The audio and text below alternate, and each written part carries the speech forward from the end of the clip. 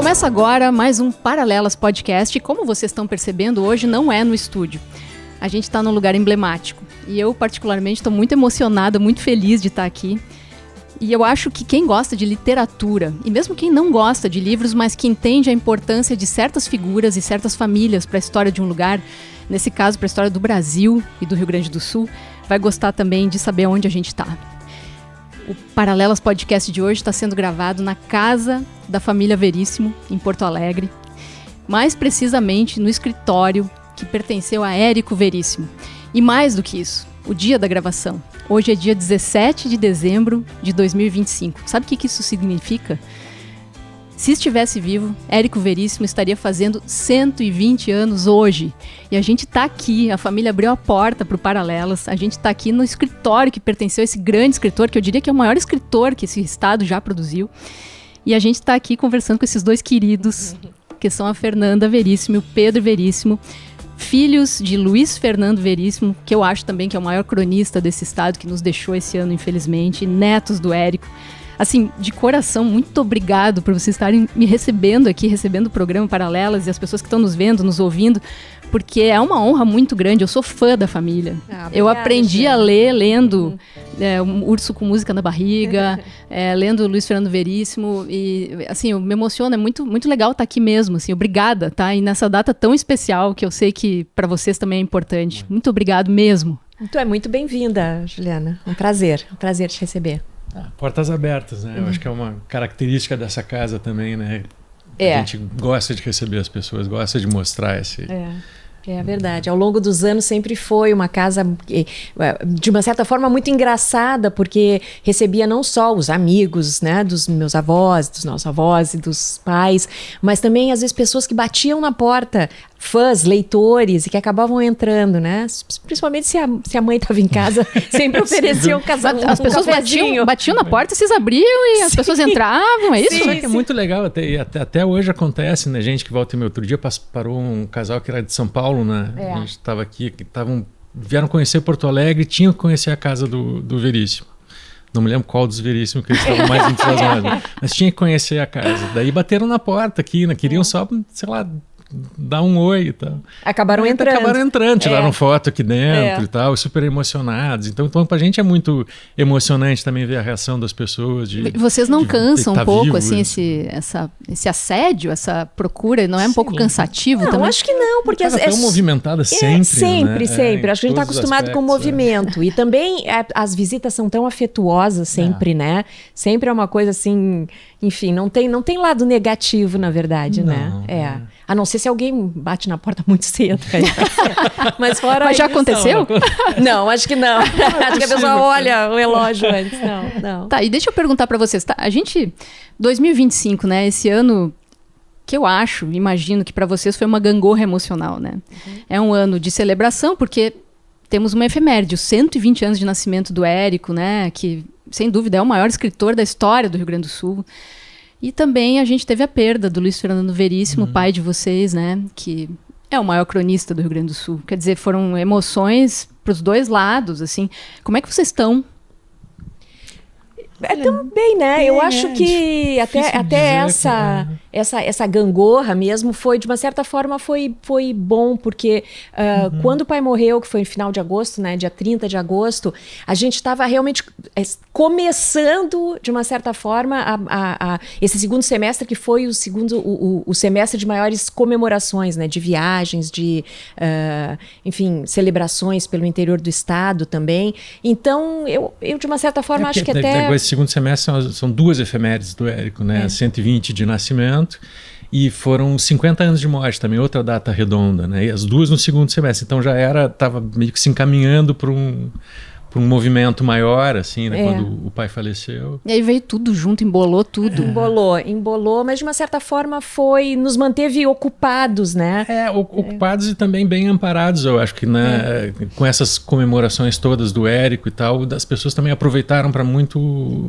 acabou virando... Nos abraçavam, isso, acabou virando as celebrações duplas, na verdade, né? Todo mundo vinha também falar do pai e tal, então... Foi quase como um abraço coletivo à família, de certa forma, porque é impossível não falar do Luiz Fernando também. Sim, Porque Mas sabe que eu acho que, perguntar como a gente está, assim, eu pelo menos me convenci com facilidade até que não fazia sentido lembrar do meu pai com tristeza, sabe? Não faz sentido em nenhum sentido, né? Em relação à obra dele, em relação à relação dele com as coisas também, não era um cara dado a tristeza, né? Era um cara leve, era um cara melancólico, mas não triste. Então, quer dizer, né? Fazer o quê, né? Eu acho que é como minha mãe falou, né? Foram 61 anos deles de casados ali, de uma vida muito boa, né? De muita alegria, né? Muitos amigos, muitas coisas bacanas acontecendo e tal. Então acho que isso é o que vale, né? Uma vida... A vida foi muito boa. O fim, como todo fim, foi triste, mas a vida foi muito boa. E o Luiz Fernando, há muito tempo, ele já vinha com problemas de saúde, né? Como é que foram os últimos meses dele? Nos últimos meses foi uma queda mais visível, assim, né? Mas é o que a gente dizia que era o conjunto da obra também, né? Que não era um problema, né? Foi o pai costumava dizer que ele era um milagre da ciência, né? Porque ao longo desses últimos anos, na verdade, ele teve uma vez que teve no hospital 3 meses na UTI, né? 2 meses na UTI, eu acho. Naquela vez ali quase morreu também. Então, de uma certa forma, até depois ele mesmo dizia, ele conseguiu acompanhar a reação das pessoas, né? A celebração, assim, porque quase morreu de fato e voltou para 2012, 2013, né? Que realmente ele foi, por muito pouco não morreu ali. E quando falou, ele conseguiu ver a reação das pessoas a sua quase morte, né? Então o sonho das pessoas queria ver o meu velório, ele praticamente viu. Quase viu, é verdade. Nossa, que loucura isso, né? E depois ainda viveu, né? Sim, mais de 10 anos. E como é que é para vocês, assim, poxa, porque a gente fala Érico Veríssimo, Luiz Fernando Veríssimo, são, né, grandes nomes da literatura. Como é que é ser filhos e netos dessas figuras que são tão emblemáticas, né? Eu acho que também é tranquilo, leve sempre foi, né? Porque eu acho que os dois eram personalidades também que não se levavam muito a sério. E eu acho que isso é uma boa lição para qualquer um, né? E em qualquer profissão também. Então tem isso de ter sido uma vida pouco dramática, assim, né? Nas relações, eu quero dizer. E também a gente teve a sorte do pai também ter sido um filho de, né? Então, que família, né? A gente entrou nasceu num ambiente onde o nosso pai era um filho de alguém, né? Já tinha um legado a levar junto. Então, assim, eu pelo menos nunca senti muito assim, estou à sombra de um nome, porque na verdade a nossa experiência não era essa, meu pai não estava à sombra do meu avô, né? Então, de certa forma, para nós nunca foi essa experiência, né? De uma cobrança. Isso, e não havia essa seriedade, eu acho, seriedade em relação à profissão deles, sem dúvida, mas a relação à vida familiar, principalmente, né? Acho que sempre foi muito leve, muito, muito positiva. Vamos falar desse ambiente aqui. Eu comecei o programa falando da honra, né? Como é legal estar aqui nesse lugar cheio de quadros, livros. Eu estou olhando aqui atrás de mim. Tem livros que pertenceram a Érico Veríssimo, todos em inglês, praticamente. Vocês podem contar um pouco sobre esse ambiente? Especificamente, o que o Érico fazia aqui? Como é que era usado esse escritório? Essa sala, na verdade, foi... Quando eles compraram essa casa, eu acho que foi no final dos anos 30, né? Acho que 41. 42, a casa que é do início dos anos 30. E eles vieram para cá, minha tia, acho que tinha 7 anos, o pai tinha 6, e era uma casa bem pequenininha. Ela acabava na metade da casa, né? Então essa parte de trás aqui, onde nós estamos agora, foi construída alguns anos mais tarde e virou... Nos anos 50, né? Nos anos 50. E imediatamente virou a sala de receber, né? Meus avós recebiam os amigos aqui, à beira da lareira. E foi essa ala toda que foi construída nos anos 50, que tem o escritório, tem o quarto dos meus avós, que é aqui, logo atrás dessa parede. E embaixo também o escritório do Érico, onde ele datilografava, vamos dizer, né? Onde ele ficava mais trancado ali, escrevendo de fato. Aqui ele usava muito, aqui nessa cadeira onde eu estou aqui, nessa poltrona. Ele usava muito para corrigir. e para rever os textos, né? Até tem... Pena que não está aqui, porque está na exposição da Casa da Memória da Unimed uma tábua de madeira, que ele tinha várias que ele colocava aqui, com os originais que ele tinha acabado de bater e ficava anotando nos... E vocês lembram? Essas imagens estão claras na memória de vocês? Algumas sim. Algumas vocês eram pequenininhos. Mais do que eu.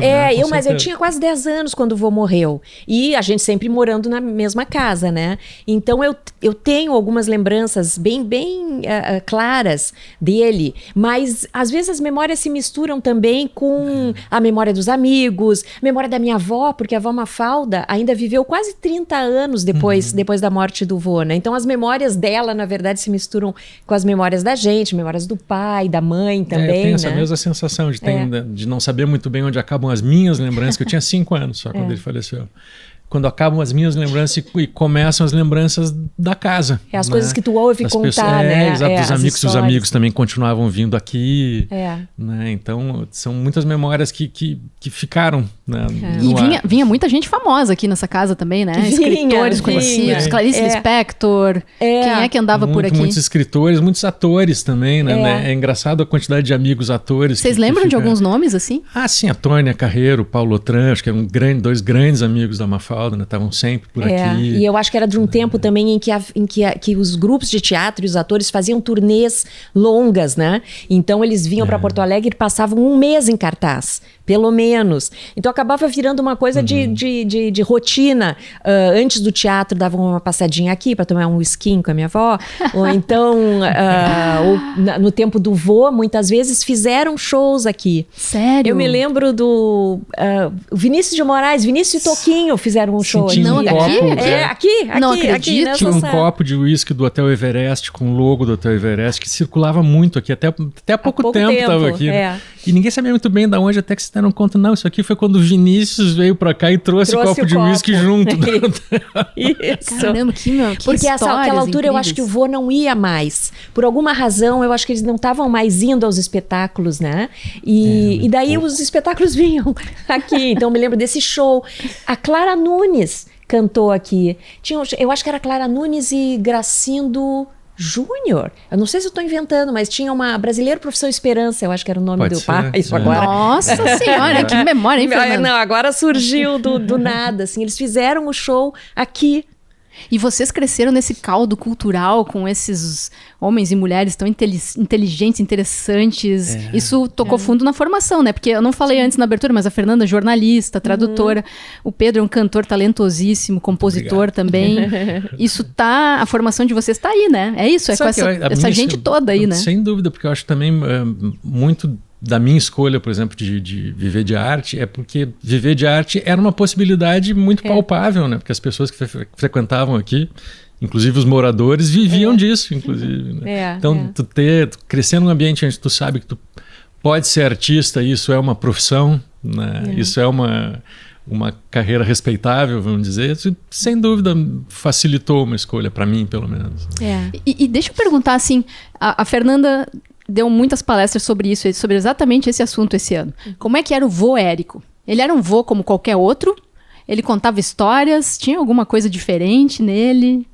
Eu acho que no caso do vô e da vó, tinha uma coisa que talvez seja diferente de outras experiências de vô e vó, é que eles tinham uma vida própria muito movimentada também, né? E eles viajavam muito também. Como a minha tia Clarissa morava nos Estados Unidos com o marido, com os 3 filhos, os 3 netos americanos, né? O vô ia muito, o vô e a avó passavam muito tempo nos Estados Unidos.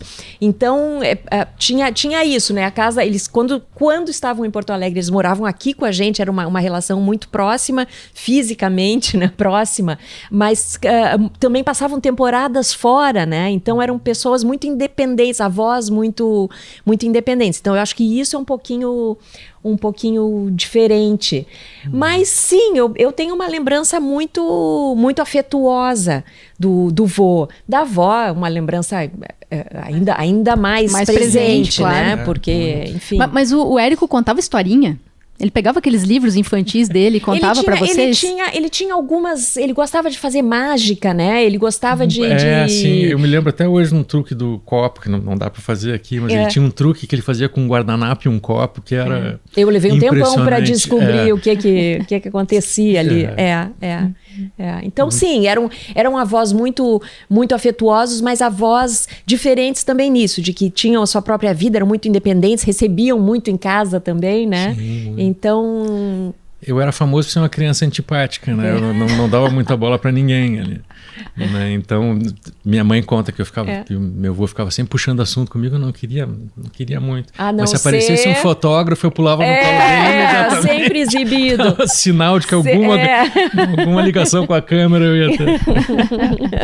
Desde sempre artista, pronto. Tá aí, nasci pra isso. Tá no DNA. Pros flashes. Sempre exibido. E esse ano foi um ano em que vocês, especialmente a Fernanda, né, viajaram muito. O Pedro acho que ficou mais em Porto Alegre, mas a Fernanda viajou o estado para falar do Vô Érico, participou de feiras de livro, teve em tudo quanto é lugar e voltou a Cruz Alta. Né? Cruz Alta, que é a terra natal de Érico Veríssimo.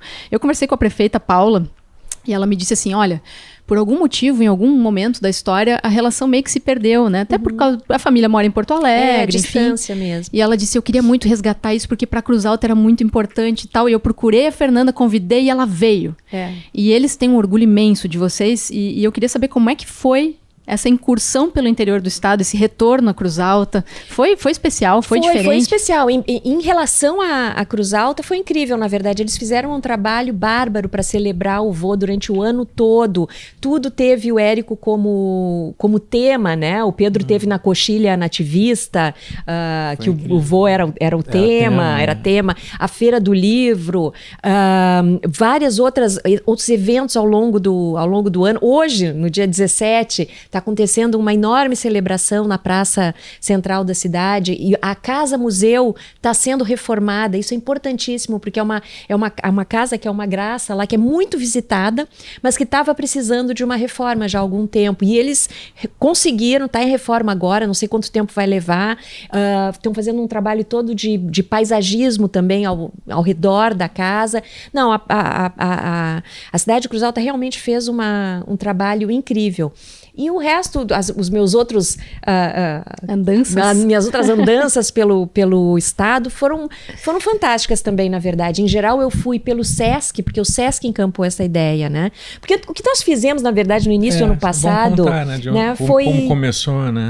A gente se deu conta dessas efemérides, os 120 anos, os 50 anos de morte, e começamos a falar com parceiros em potencial, né? E as pessoas daí tomaram a ideia e foram em frente com seus próprios eventos. Abraçaram muito essa ideia de festejar o 120 do Érico, né? A gente se deu conta. É claro que muita gente ia se lembrar de qualquer maneira, né? Mas eu acho que esse trabalho de soltar a informação, olha, 120 anos, 50, duas efemérides, né? Fazer alguma coisa. Fez, as pessoas muito rapidamente, né? O IEL... Casa de Cultura Mário Quintana, que está fazendo, tá com eventos agora. O pessoal do Sesc. O Sesc, que organizou as feiras do livro no interior, tendo o vô como tema, que me levou para falar do vô Érico, né? Especificamente, esse era o ponto de vista mesmo. E vocês sentiram o carinho das pessoas? O Érico ainda é um ídolo no interior? Como é que é isso? Olha, eu vejo, né, a Fernanda viajou mais, foi mais sentir ao vivo, né, coisa, mas eu vejo pela resposta das pessoas em redes sociais e tal, é incrível mesmo, né, como é um autor que está muito vivo. Érico Veríssimo é uma rara unanimidade em termos de cisão e cisânia. Não, foi a recepção, esses últimos meses, eu andei pelo menos em 10 feiras do livro, né?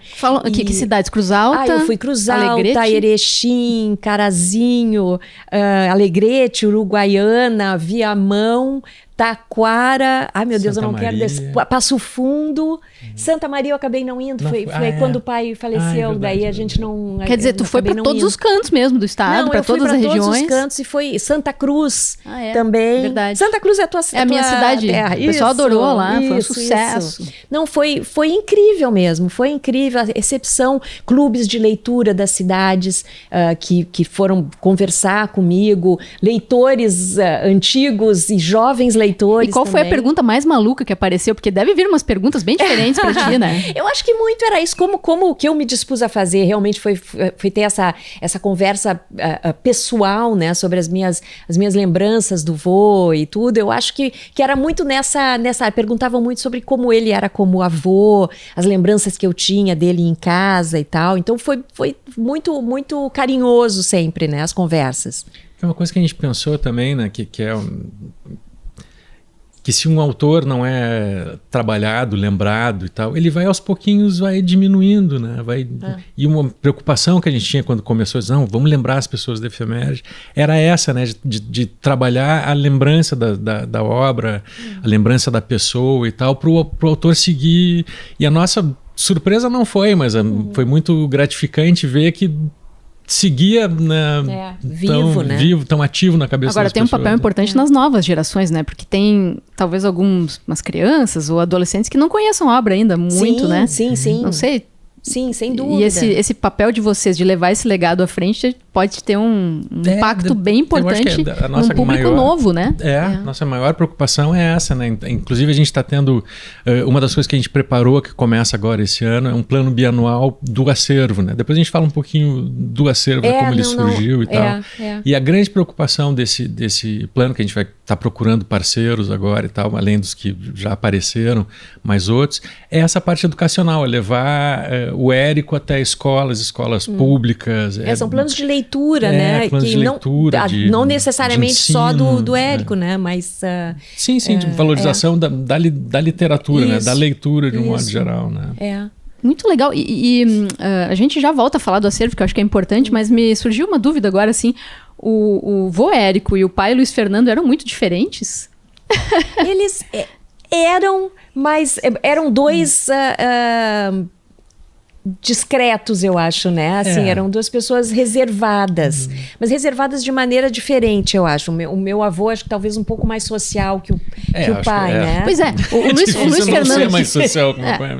O Luiz Fernando Veríssimo sempre teve uma fama de ser tímido, de fugir de entrevista, de não falar, não sei o que lá. Mas ele era assim em casa também? Muito. Também. Quieto, calado? Quietíssimo. As pessoas, assim, na volta e meia, diziam, deve ser muito divertido, engraçado viver com o Veríssimo, porque conhece do texto, né? Não sabe como é a pessoa. Ele diz, sim, o almoço é uma farra, né? Ele vira pra gente e diz, passa o sal. Era o máximo da... Sério, como é que pode, né? Muito... Quer dizer que toda verve humorística, tudo aquilo ia pro texto, ia pro... Né, para escrita, canalizado para escrita. Mas era também um tímido, um reservado bom ouvinte, né? Não era uma pessoa trancada, a gente sabe, impermeável aos outros, a gente, de forma nenhuma. Na verdade, não era falante, né? A comunicação existia, quando a pessoa não fala muito, a gente aprende a identificar outros tipos de comunicação, né? Um olhar, a gente sabe o que está sendo e era transmitido. Um pai carinhoso? Sim. Muito. Muito, um querido. E sempre incentivando muito a gente a fazer. Era um pai orgulhoso. Fazer. Isso é uma coisa que a gente nunca teve dúvida, na verdade, né? Que assim, de ser orgulhoso, de ser de acompanhar o que a gente está, mesmo silenciosamente, né? Mas de saber o que a gente está fazendo e tal.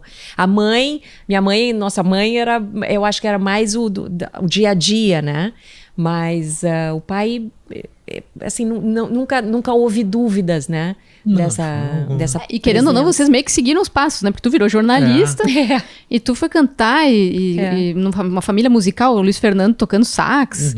Aliás, era uma casa muito musical. Muito musical. A avó Mafalda também tocava piano, a minha mãe toca piano também. A Lúcia toca? A mãe toca piano. A avó Mafalda, ela estudou acho que 10 anos de piano, forçada pelo pai, e no final da vida ela tocava assim, perfeitamente La Comparsita. Era a única coisa que tinha sobrado, né? Tocava como uma concertista, mas era a única música que tinha sobrado. É só o que ela lembrava, era Comparsita. Tá, e uma coisa que eu preciso saber.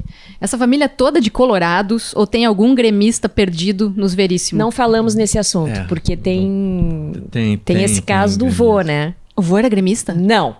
Eu me recuso a dizer isso. Ele era cruzeirense. Cruzeirense. O Érico Veríssimo era cruzeirense. Mas eu acho...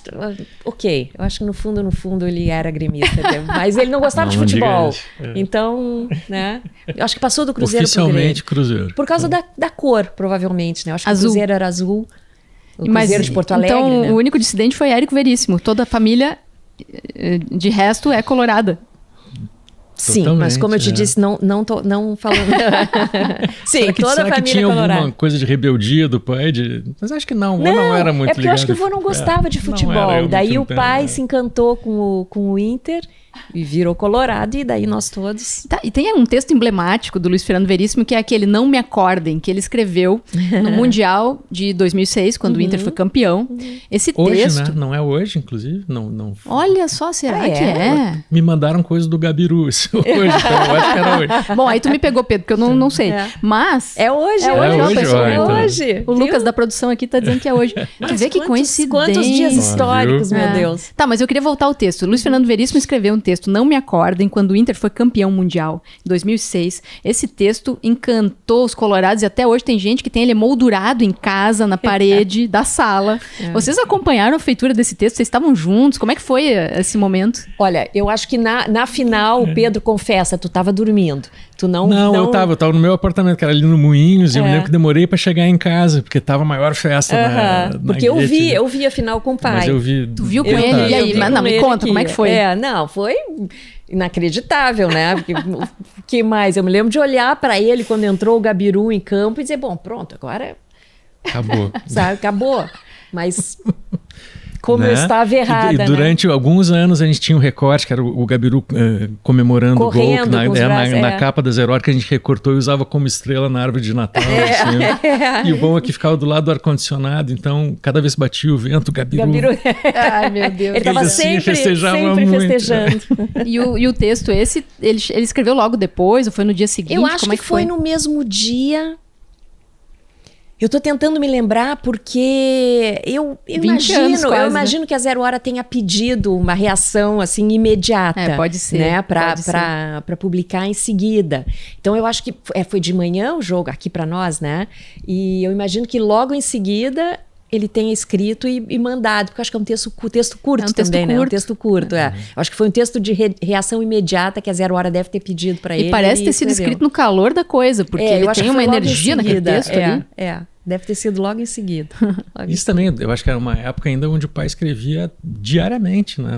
Não só na Zero Hora, nessa época... Nessa época eu não me lembro se ele ainda escrevia diariamente, mas foram muitos anos de escrevendo todo dia, o que é uma loucura. Uma loucura. Total, e não só escrevendo, como desenhando também, né? A família Brasil... uma qualidade alta, né? Isso, sem dúvida. Por isso que eu digo, maior cronista, referência para todos nós. Mas é verdade, 50 anos de alta qualidade. Incrível, né? Não é qualquer um. A família Brasil tem alguma coisa a ver com vocês, não? Nós negamos. Eu principalmente nego. Coisas ali, acho que mais eu me lembro que o neto, um dos filhos da família Brasil, em algum momento, monta uma banda, e eu tinha uma banda na época, então tem alguns paralelos, assim, mas acho que nada tão biográfico. Qual a lembrança mais bonita que vocês têm do pai? Tem muitas, porque a gente era muito próximo, então as viagens, né? Viajar, eu acho que você não... eu acho que essa coisa, eles, tanto ele quanto a mãe, nos proporcionaram umas viagens bem especiais, na verdade, porque nós moramos fora do Brasil 3 vezes, todos juntos, né? Em 86. Em 80. 80 em Nova York. Nós moramos 7, 8 meses em Nova York, né? E 86. Assim, a gente saindo da escola, quer dizer, eles não se importavam muito se a gente fosse perder o ano, valeria a pena, né? E depois 86 em Roma, que era uma cidade que eles gostavam muito, e 90 em Paris. Daí já acho que ninguém mais no colégio, né? Daí já estava todo mundo fora da mais escola. Fácil, e daí a gente acabou passando mais tempo. Mas assim, e não só isso, acho que sempre que tinha oportunidade de nos levar para conhecer algum lugar, para experimentar alguma cultura diferente. Comida, principalmente comida. Mesmo, tinha isso? Acho que sim, assim, porque é uma coisa que eles gostavam muito também, né? O pai e a mãe sempre gostaram muito de comer bem. Minha mãe é uma grande cozinheira, aliás. E então fazia parte, né? Faz parte das descobertas, eu acho. E dessas viagens, qual marcou mais? Teve um lugar específico, um destino Eu acho que foram em momentos tão diferentes, né? De idade também. Dessa que a gente falou, por exemplo, eu acho que talvez Paris certamente tenha sido a que a gente mais aproveitou, né? Também, porque ficamos mais tempo e éramos mais velhos, eram mais né? velhos, tu entende mais ou menos, né? Que tu tá num lugar diferente, tem que aproveitar, né? Digerir com mais gosto aquilo ali e tal. Acho que fez tanto que talvez seja Paris mesmo, mas... Mas isso de pegar os filhos é um tipo de trabalho que o pai tinha também, que proporcionava isso, né? Tinha essa possibilidade, né?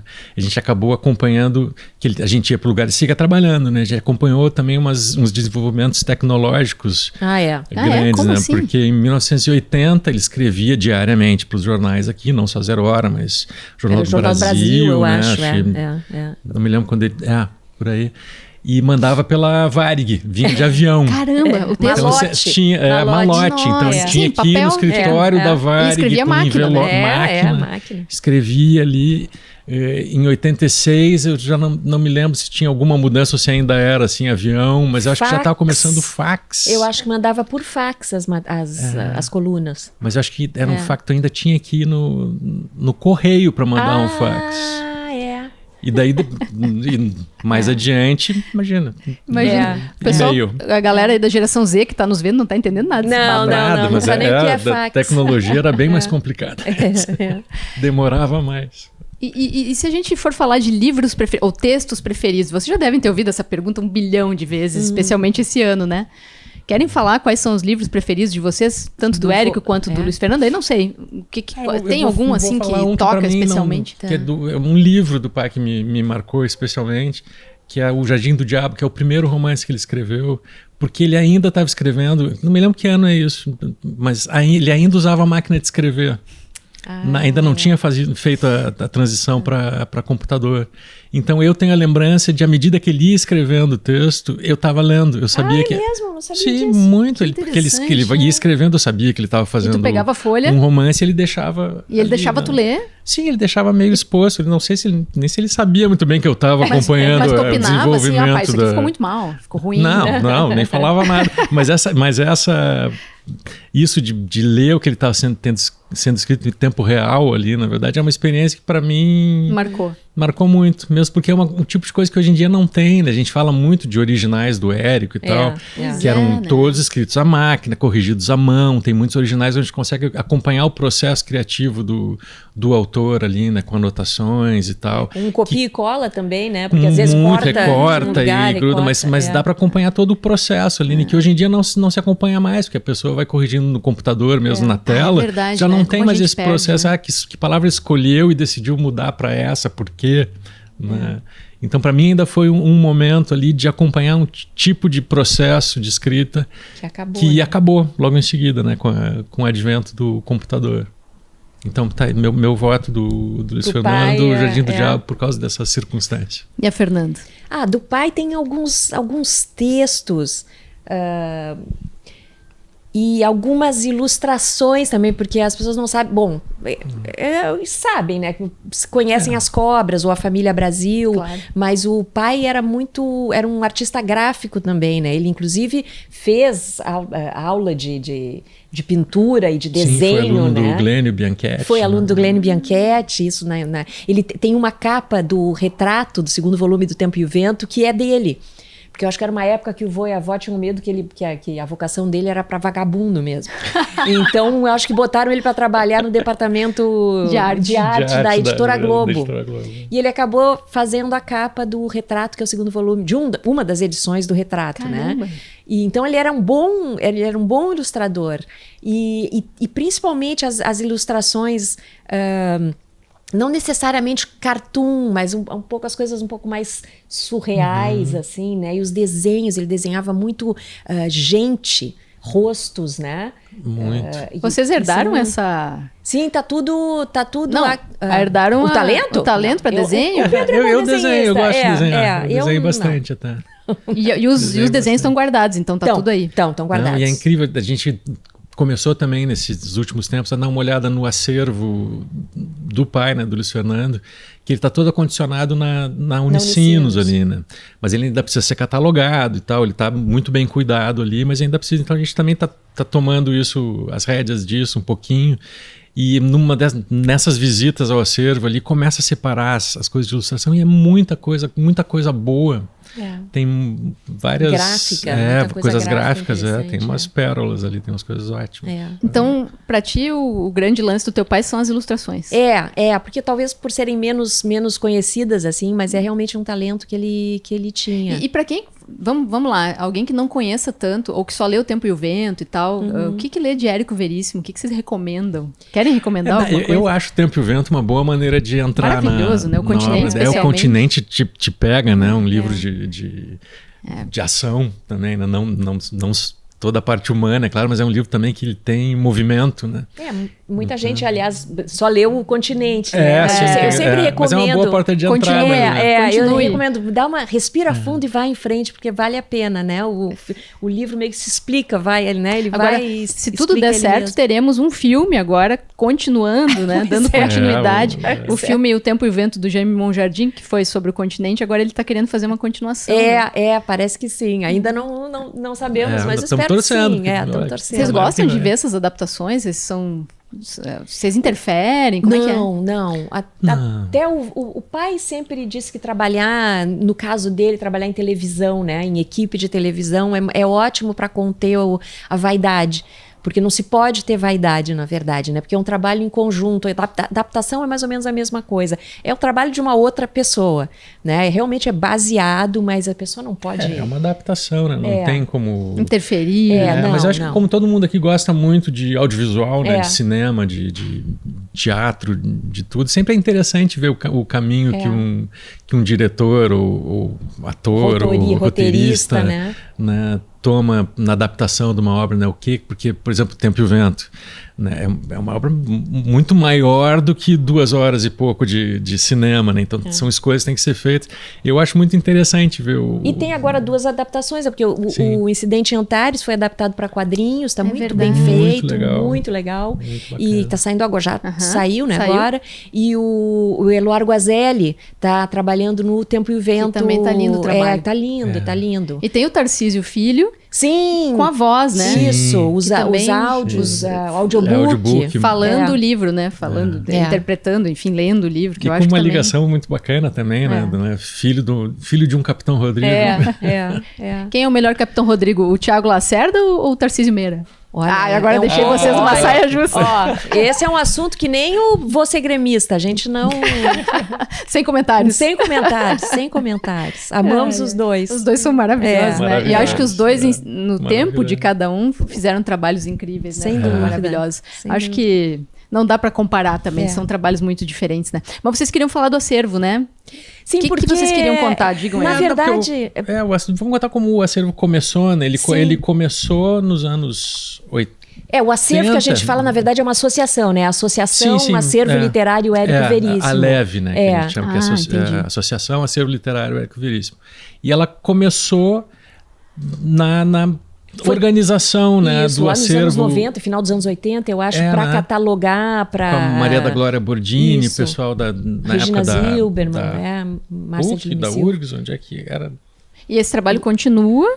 E faz parte do plano anual. Esse é o começo, é bem o comecinho, que a associação foi montada para organizar o catálogo, o acervo todo, que estava aqui, estava nessa parte de baixo do armário. Então todos os originais, cartas, estava tudo meio espalhado por aqui. Fotos e tal. E a Mafalda, né, minha avó, que acho que tomou um pouco essa... encampou o projeto, né? Projeto. Vocês têm, impressionante que a família tem isso. Vocês têm uma noção do legado, né? A importância de preservar isso, né? Isso... Eu acho que essa ação da Mafalda ali no começo, principalmente, de botar adiante essa organização do acervo, também deixou isso mais forte, né? Eu, adolescente, no final da adolescência ali, tal, vendo ser organizado, também te dá uma noção, né, de, poxa, tem muita coisa importante aqui, né? Não só para a família, não só para a obra, mas, poxa, para a cultura do Estado, do Brasil, né? Claro, sem dúvida. Mas vocês têm um projeto agora, que eu acho que eu interrompi em algum momento, vocês têm um projeto para o ano que vem. É que, na verdade, a LEV, a Associação Acervo Literário Érico Veríssimo, depois que foi feita essa catalogação e que o acervo acabou, em parte do acervo, foi para para o Instituto Moreira Salles no Rio, outra parte está aqui no Memorial, que aliás está super bacana. Muito. O Memorial vale uma visita para quem não conhece, né? No Força e Luz, né? No Força e Luz, na Fundação Força e Luz. Depois que isso foi feito, o acervo ficou meio dormente, né? Ficou um pouco sem ação e tal. Ainda existia como entidade jurídica, mas não tinha mais nenhuma ação de fato. Estava parado. Né? Tava parado. Ele teve esse momento de organização e tal, que daí foi adiante e parou. Né? E quando a gente se deu conta das efemérides que estavam vindo ali, a gente disse, poxa, que bom momento de reativar o acervo e tentar... Principalmente depois de ver o entusiasmo até dos parceiros muito, e das pessoas pela celebração e tudo, né? E daí a gente resolveu dar uma reativada no acervo, justamente para isso. Nós fizemos um plano bianual, tem muita coisa ainda a ser catalogada, né? Tem coisas na casa. Então esse é o próximo passo É o próximo passo, pesquisas, colocar à disposição, na verdade, esse material que é super rico, né? Incluindo o material do pai. Que está na Unicinos. É um acervo também que ainda precisa passar por esse processo de catalogação. Esse o acervo do pai não passou por isso ainda, nem a catalogação, nem a digitalização e nem essa disponibilização, né, ao público. Muito bom, né? Muito legal. Tomara que A aconteça. ideia foi reativar um pouco essa figura, né, quando falou jurídica do acervo literário e tal, para, como a gente estava falando, deixar a obra e o autor, as obras e os autores, né, disponíveis, acessíveis, acessíveis, né? Claro, muito legal. E, bom, a gente já está chegando no fim do nosso papo aqui, vocês não vão acreditar, mas né, como vai, né? Eu queria perguntar uma coisa, o Luiz Fernando Veríssimo, ele sempre foi um crítico, assim, um cronista muito afiado da política, né, brasileira e tal. O que ele escreveria do Brasil hoje? O que vocês acham, esses últimos anos aí do Brasil? Dá pra dar um chute, assim, como é que seria? Eu às vezes tenho seria cancelado? O Luiz Fernando Veríssimo seria cancelado no Brasil dos anos 2020 para cá? Olha, é possível, porque sempre foi um cara muito coerente com o que ele achava, né? Ele não guardava suas opiniões, assim, né? Ele sempre... E hoje em dia isso é um pouco perigoso, não sei se cancelado, mas certamente xingado sem por dúvida, algumas áreas, sem dúvida, muito, né? Muito. Mas faz parte. Não, porque até uma lembrança, né? Porque hoje em dia a gente tem muito dessa violência mesmo, né, da polarização e opiniões diferentes, que assim, quase parece que não existe meio termo, né? Mas eu me lembro bem, por exemplo, na época do Collor, que ele era foi um dos primeiros críticos, né? Dos primeiros e mais fortes críticos ao Collor, de chegar cartas aqui ameaçando, né? Dizendo, a gente sabe onde teus filhos estudam. Esse tipo de coisa, assim, né? Que mesmo antes dos comentários no Twitter, né? Isso existia, né? Existia, só não tinha todas as redes, a tecnologia só deixou isso mais evidente. Né? Mas isso sempre existiu, E ele estava ligado nos últimos meses, anos? Ele tinha compreensão do que estava acontecendo? Seguia Por exemplo, a tentativa de golpe em Brasília, no 8 de janeiro, o Luiz Fernando estava... Ele estava sabendo o que estava acontecendo. É uma pena realmente que nesse momento ele já não estava conseguindo escrever, né? Por causa principalmente do AVC que ele teve em 21. Né? Foi bem no meio da pandemia. Né, que isso atrapalhou realmente isso, né, especificamente a parte de escrever, assim, que ele não conseguia mais fazer. Que pena não ter tido essa voz ali, esse olhar, né, que eu acho que ele era, por mais que fosse muito xingado por muita gente, ele tinha uma clareza, né, sobre o que estava acontecendo, que acho que é difícil de se encontrar hoje ele nos explicaria, poderia estar explicando, né? Para todo mundo, né? Coisa que eu acho que hoje em dia fica um pouco sem. Todo mundo meio catatônico, às vezes, com coisas que estão acontecendo, né? Falta uma voz que traduza. Luiz Fernando Veríssimo faz falta. Sem dúvida, sem dúvida, não tem nem dúvida disso. A gente... É difícil surgirem gênios assim... Tantas vezes. Vocês têm 2 na família. Parou ali também. Tenho 2 sobrinhos, vamos ver o que olha aí, meus sobrinhos, é verdade. O que vem por aí, né? Bom, a gente tem que encerrar. Eu queria só que vocês querem deixar uma mensagem, sei lá, vocês que viajaram tanto esse ano, falando de Érico Veríssimo, falando de literatura, da importância da educação, da cultura, né, que foi tão massacrada nos últimos anos no Brasil. Vocês querem deixar uma mensagem aí para quem, sei lá, talvez alguém que esteja nos vendo não conheça muito bem a obra da família de vocês? Falem algo aí para fechar, que eu acho que é importante nesse momento. Acho que a gente precisa valorizar o que é nosso, valorizar a cultura, sabe? Bom, eu fiquei muito, para dizer a verdade, fiquei muito impressionada andando pelo interior, inclusive, porque a gente acha, eu acho que a gente tem a tendência a ser pessimista, né? É achar que ninguém mais lê, ninguém mais se interessa e tal. Eu me surpreendi pelo contrário, na verdade. Ainda bem, assim, né?